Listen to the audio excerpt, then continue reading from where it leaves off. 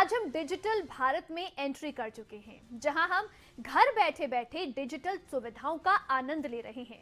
हमारे bill, mobile recharge, banking transaction के काम बड़े ही आसानी से हो रहे हैं। डिजिटल जमाने के इस आसान से प्रोसेस को एक तरफा पहलू पर मत जाइएगा, क्योंकि इतनी आसानी के बाद बड़ी मुश्किल आपके सामने आ सकती है। खबरें अभी तक आज आपको नई टेक्नोलॉजी में बढ़ते अपराध को लेकर सचेत करने जा रहा है, जिसमें हम आपको सोशल मीडिया पर हो रहे जालसाजी के खेल का पर्दाफाश होते दिखाएंगे और बताएंगे कि कैसे एक क्लिक में किसी की भी मेहनत का पैसा देखते ही देखते गायब हो सकता है।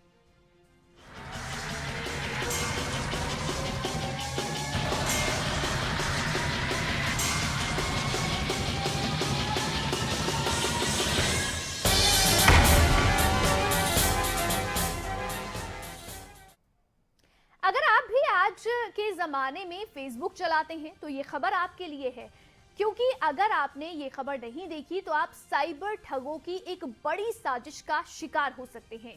आपकी जिंदगी चंद सेकंड में अर्श से फर्श पर आ सकती है। आपके साथ एक बहुत बड़ा खेला हो सकता है, इसलिए ये खबर देखनी आपके लिए बेहद जरूरी है।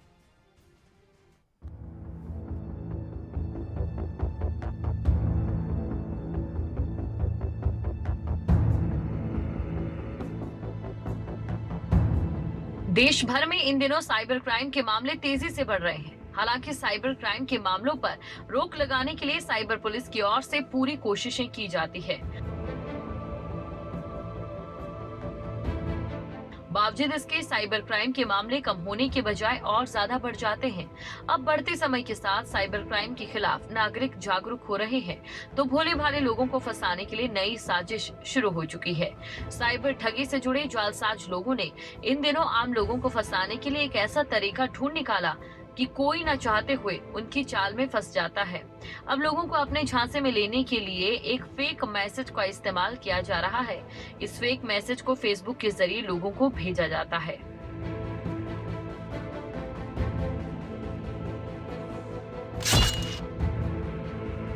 फेसबुक मैसेंजर के जरिए मैसेज भेजा जाता है, क्या ये तुम हो? और मैसेज के साथ एक लिंक भी भेजा जाता है।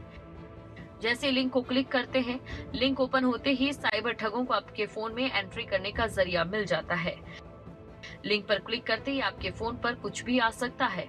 सामने से वीडियो कॉल आ सकती है, आपके फोन पर अश्लील फोटोज भी बेची जा सकती है, या फिर सामने से आपको आपत्तिजनक हालात में कॉल किया जा सकता है। आपका फोन पूरी तरह से हैक हो सकता है। अब ये साइबर ठग इतने शातिर होते हैं कि चंद मिनटों में आपके कॉन्टैक्ट्स भी ढूंढ निकालते हैं और आपको मैसेज कर धमकी देते हैं कि अगर उनकी मांगे पूरी नहीं हुई तो आपके फोटोज और वीडियोस आपके घर, परिवार या फिर रिश्तेदारों को भेज दिए जाएंगे। अपनी इज्जत गंवाने और फजीहत के डर से कई भोले भाले लोग ना तो किसी से शिकायत करते हैं, ना ही किसी को ठगी के शिकार होने की खबर का पता लगने देते हैं और चुपचाप साइबर ठगों को मुंह मांगी रकम अदा करते हैं। सोचते हैं कि सोसाइटी में इज्जत बनी रहेगी, किसी को भी पता नहीं चलेगा, लेकिन वो ये नहीं जानते कि उनका ये छोटा सा कदम साइबर ठगों को और ज्यादा बढ़ावा देने का काम करता है। आज हम 21वीं सदी के सोशल वर्ल्ड की बुलंदियों पर तो पहुंच चुके हैं, जहां आधी से ज्यादा आबादी का काम इंटरनेट के जरिए पूरा होता है। लेकिन अफसोस कि इसी इंटरनेट के जरिए कई घरों में मातम का माहौल पसर जाता है। ऐसे में बेहद जरूरी है कि सोशल जमाने में किसी भी ऑनलाइन ऐप को अपने फोन पर डाउनलोड करने या फिर अनजाने ऐप पर क्लिक करने से पहले उसके बारे में जांच पड़ताल कर ली जाए, क्योंकि आपके एक सेकंड की भूल आपकी जिंदगी भर की कमाई, इज्जत को चंद मिनटों में मिट्टी में मिला सकती है।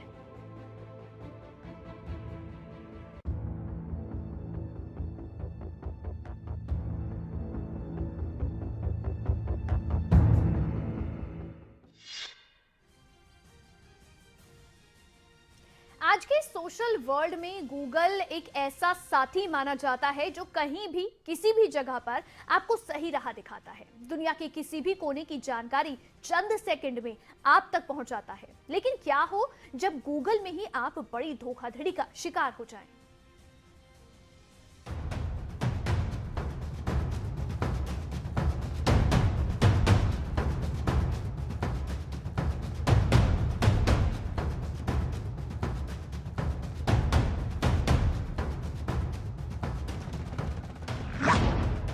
सही दिशा या फिर धोखाधड़ी का रास्ता? यह है स्कैमर्स का मकड़ी जाल। यहां कस्टमर केयर के नाम से भी होता है धोखाधड़ी का खेल। गूगल पर मिलने वाले नंबर क्या हैं सही? टेक्नोलॉजी के इस दौर में हैकर्स के लिए आज एक से बढ़कर एक तरीके हैं जिससे वो यूजर्स के डेटा की चोरी कर सकते हैं, उनके पैसों में सेंध लगा सकते हैं। ऐसी ही धोखाधड़ी करने के लिए गूगल सर्च आजकल जालसाजों का सबसे पसंदीदा हथियार बना है। शातिर हैकर्स लोगों को अपनी बातों में फंसाकर उनसे उनकी बैंक संबंधित जानकारी लेते हैं। आपके साथ भी ऐसी घटना ना हो, इसके लिए हैकर्स के इस गूगल स्कैम के खेल को अच्छी तरह समझना बहुत जरूरी है। गूगल सर्च पर ये हैकर्स किसी भी कंपनी के कस्टमर केयर का फर्जी नंबर पोस्ट करते हैं। इसके लिए ये जालसाज कंपनी की नकली वेबसाइट्स का भी इस्तेमाल करते हैं। इसे गूगल की भाषा में फेक बिजनेस लिस्टिंग कहा जा सकता है। भोले भाले यूजर्स इसकी सही पहचान नहीं कर पाते और फर्जी कस्टमर केयर नंबर को सही समझकर कॉल कर देते हैं। चौंकाने वाली बात यह है कि इसमें जोमेटो, स्विगी, पेटीएम के साथ ही कुछ सरकारी विभागों के फर्जी नंबर भी मौजूद हैं। गूगल यूजर्स को गूगल मैप्स, गूगल सर्च में दुकानों, बैंकों के कॉन्टैक्ट डिटेल्स को एडिट करने की सुविधा देता है। गूगल की इससे कोशिश होती है कि वो यूजर्स को एक्यूरेट डिटेल दे सके। हालांकि ऑनलाइन ठग इसका गलत फायदा उठाकर लोगों को ठगने के लिए कॉन्टैक्ट नंबर और एड्रेस बदल देते हैं। गूगल सर्च में गलत कॉन्टैक्ट डिटेल्स को एंटर करने के साथ ही ये ठग फर्जी कस्टमर केयर एग्जीक्यूटिव बनकर लोगों को चूना लगाते हैं। यूजर्स को शक ना हो इसके लिए ये जालसाज उनसे बिल्कुल प्रोफेशनल अंदाज में बात करते हैं और कॉल को वेरीफाई करने के लिए यूजर से बैंकिंग और पर्सनल डिटेल्स की मांग करते हैं। ये जालसाज यूजर्स को ऐप डाउनलोड करने के लिए कहते हैं। ये app remote desktop app, any desk या टीम व्यूअर भी हो सकते हैं। इन ऐप्स की मदद से ये हैकर्स यूजर्स के डिवाइस का पूरा एक्सेस पा जाते हैं। इतना ही नहीं, ये ऐप्स के जरिए हैकर यूजर्स के मोबाइल की हर एक्टिविटी को रिकॉर्ड करते हैं। इसके साथ ही जालसाज यूपीआई स्कैम को भी अपना रहे हैं। यूपीआई ऐप्स के जरिए यूजर्स को मनी रिक्वेस्ट भेजकर धोखाधड़ी की कोशिश भी होती है। न्यूज डेस्क रिपोर्ट, खबरें अभी तक।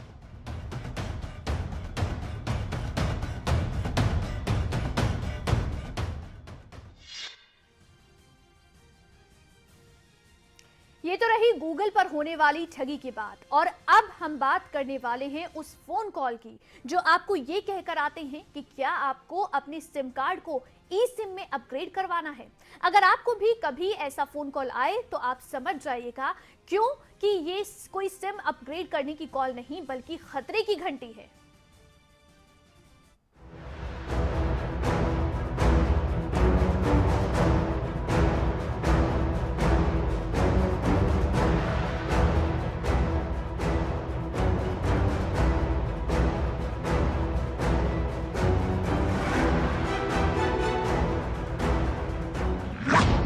देश में ऑनलाइन ठगों का जाल, ई सिम के नाम पर ठगी।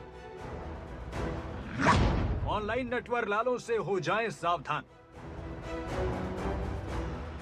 डिजिटल जमाना है और इस डिजिटल जमाने में सभी हाईटेक हो चुके हैं। एक क्लिक और आपकी सालों की जमा पूंजी चंद मिनटों में गायब। इधर कमाल बड़ी ही आसानी से उधर और हमारी जेब पूरी की पूरी खाली। इंटरनेट पर बैठे शातिर नए नए तरीके निकालकर लोगों से ठगी कर रहे हैं। साइबर ठगी के जरिए लोगों को लाखों रुपए की चपत लग रही है।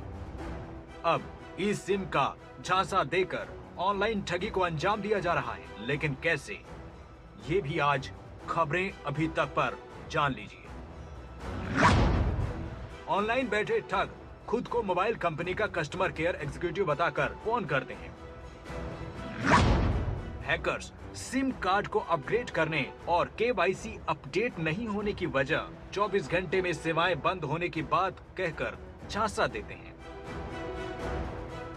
फिर शातिर एक लिंक भेजते हैं और फिर लिंक में दिए फॉर्म में बैंक अकाउंट समेत एटीएम कार्ड की डिटेल और अन्य जानकारी भरने को कहते हैं। इसके बाद ग्राहकों को एक क्यूआर कोड भेजा जाता है। कोड मिलने के बाद हैकर बीवर यानी एनी डेस्क को डाउनलोड करने की बात कहता है, जिससे ग्राहक का मोबाइल फोन शातिरों के कंट्रोल में आता है। ग्राहक के फोन नंबर की ई सिम साइबर अपराधी की डिवाइस में एक्टिव हो जाती है। ग्राहक को कोई जानकारी नहीं मिलती, ना ही कोई मैसेज और ना ही कोई ओटीपी। ट्रांजैक्शन का ओटीपी शातिर की ई सिम पर चला जाता है, जिसकी मदद से बैंक खाते और एटीएम से पैसे उड़ जाते हैं। सबसे पहले यह बहुत जरूरी है कि स्कैम का तरीका समझा जाए। किसी भी फोन और व्हाट्सएप पर ईमेल से आपके सिम के ब्लॉक होने के मैसेज आए तो भरोसा ना करें। जरूरी होने पर खुद कस्टमर केयर के ऑफिशियल नंबर पर कॉल कर लें। बता दें कि केवाईसी से जुड़ा कोई भी प्रोसेस फोन पर नहीं होता। ऐसे में सावधान हो जाइए। न्यूज़ डेस्क रिपोर्ट, खबरें अभी तक।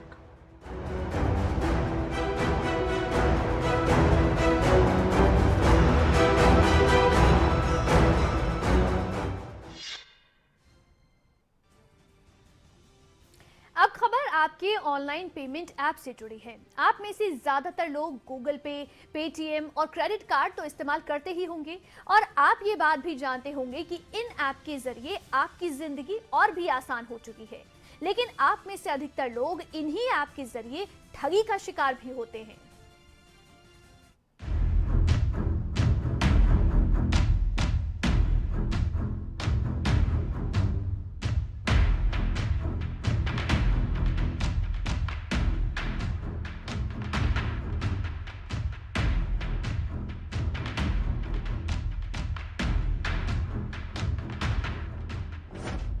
क्रेडिट कार्ड से होती है ठगी।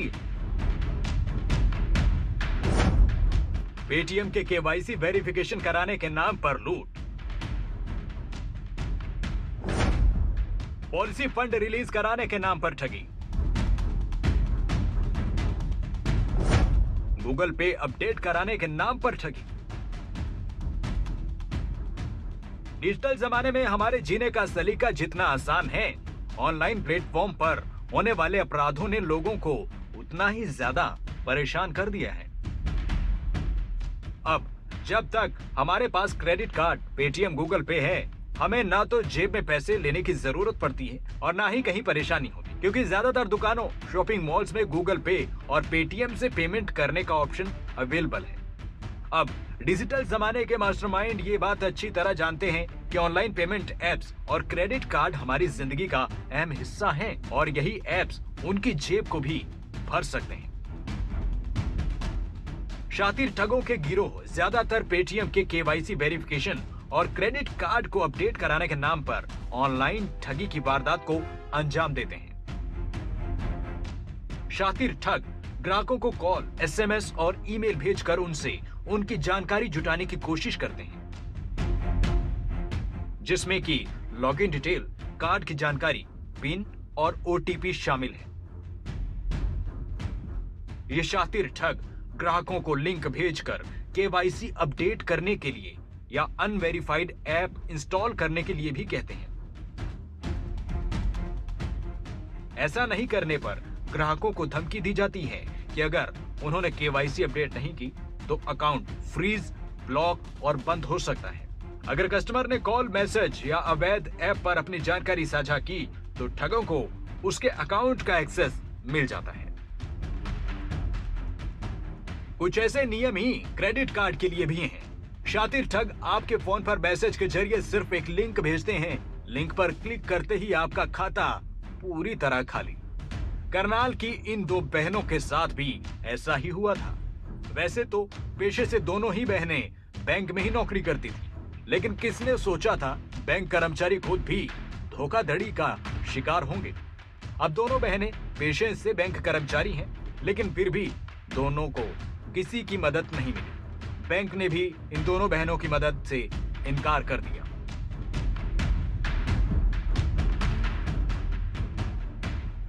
बैंक इसमें कोई रिस्पॉन्सिबल नहीं है। जो मेरी बात हुई है, हम आपको स्टेटमेंट, और ये आपकी स्टेटमेंट है, ये इस खाते में गए हैं, इनके नाम है। बैंक रिस्पॉन्सिबल है, जो करेगा साइबर सेल करेगा, बैंक कुछ नहीं करेगा। बात की पीपल्स अवेयर हों कि एटलीस्ट हमारा पैसा बैंक्स में सेफ नहीं है। पहले मेरे पास जब मैं कल शाम को सो रही थी तो मेरे फ़ोन पर मेरा फ़ोन बजा, इतने में वो डिस्कनेक्ट हो गया। उसके बाद मेरे पास OTP आया। मैं जैसे OTP रीड करने लगी, इतने में मेरे पास क्रेडिट का अमाउंट आ गया कि मेरे अकाउंट में एक सच अमाउंट क्रेडिट हुआ है। उसके बाद एक और OTP आया, मैं वो पढ़ने लगी, इतने में मेरे डेबिट्स आने शुरू हो गए। 80,000, 55,000 ऐसे करते करते मेरा एक अकाउंट पूरा खाली हो गया। और उसके बाद दूसरे मेरे को घर से फ़ोन आया कि दूसरा अकाउंट भी मेरा खाली हो चुका है। इन बहनों के लिए तो बैंक ने अपना मुंह मोड़ लिया, लेकिन अगर इत्तेफाक से आपको किसी ने ठग लिया तो तुरंत इसकी सूचना क्रेडिट कार्ड जारी करने वाले बैंक को दें। अगर आपने बैंक को इसकी सूचना समय पर दे दी तो ट्रांजैक्शन की जिम्मेदारी बैंक की होगी। फेक ट्रांजैक्शन के लिए बैंक आपसे पैसे नहीं लेगा, नुकसान बैंक द्वारा उठाया जाएगा और उसके लिए आगे की कार्रवाई भी होगी। ये सारी व्यवस्थाएं ग्राहक की सुरक्षा के लिए। बैंक बस ग्राहकों को यही निवेदन करता है कि आप धोखाधड़ी के नए तरीकों और माध्यमों का शिकार ना बने। न्यूज़ डेस्क रिपोर्ट, खबरें अभी तक।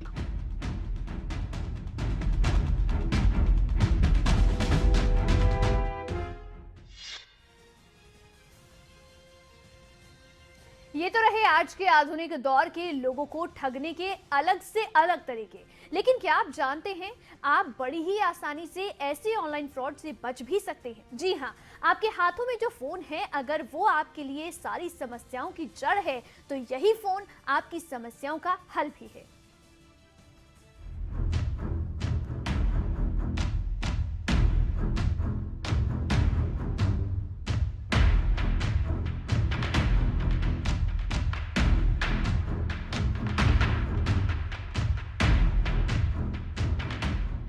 कोरोना काल में बेरोजगारी तेजी से बढ़ी।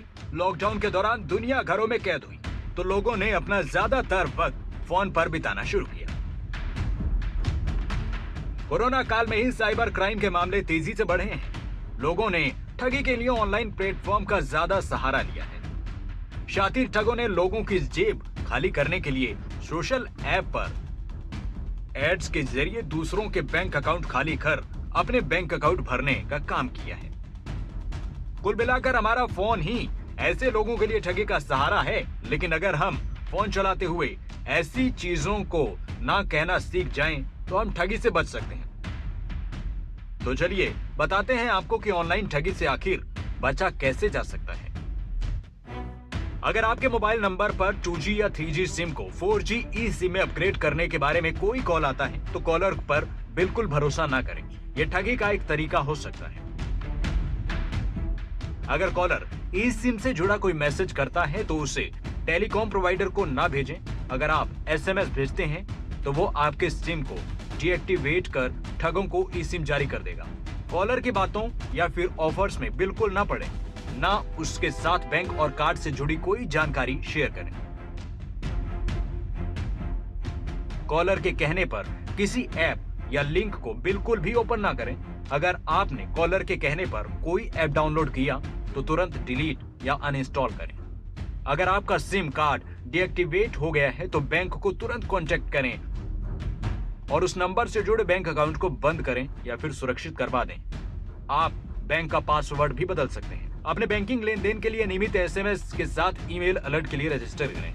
अगर आपका सिम कार्ड डीएक्टिवेट हो जाता है तब भी ईमेल के जरिए अलर्ट आपको मिलते रहेंगे। अगर आपके अकाउंट में किसी भी तरह का ट्रांजैक्शन होता है तो जानकारी आपको ईमेल के जरिए ही मिलेगी। अगर आप ठगों के जाल में फंस गए हैं, आपके साथ फ्रॉड है, तो इस संबंध में आप साइबर रिपोर्टिंग पोर्टल cybercrime.gov.in पर शिकायत दर्ज करा सकते हैं। ये कुछ ऐसी चीजें हैं जिन्हें आपको ना कहना सीखना है। अगर आपको ऑनलाइन फ्रॉड से बचना है तो ना बोलना भी सीखिए। ना कहिए उन फोन कॉल्स को जो आपको ठगने के लिए आती हैं। बता दें, दुनिया भर में पिछले 1 साल में ऑनलाइन ठगी में 5% की कमी देखी गई। Global tech scam research report के मुताबिक ग्लोबल लेवल पर 59% लोग ऑनलाइन फ्रॉड का शिकार बने। अगर भारत की बात की जाए तो सर्वे में शामिल करीब 48% यूजर लगातार ऑनलाइन फ्रॉड का शिकार हुए। साल 2018 की तुलना में इसमें 8% का इजाफा हुआ है। कोरोना काल में लोग बड़ी संख्या में ऑनलाइन फ्रॉड का शिकार बने हैं, लेकिन ऑनलाइन फ्रॉड का शिकार होने से बचने के लिए जागरूक होना ज्यादा जरूरी है। न्यूज़ डेस्क रिपोर्ट, खबरें अभी तक।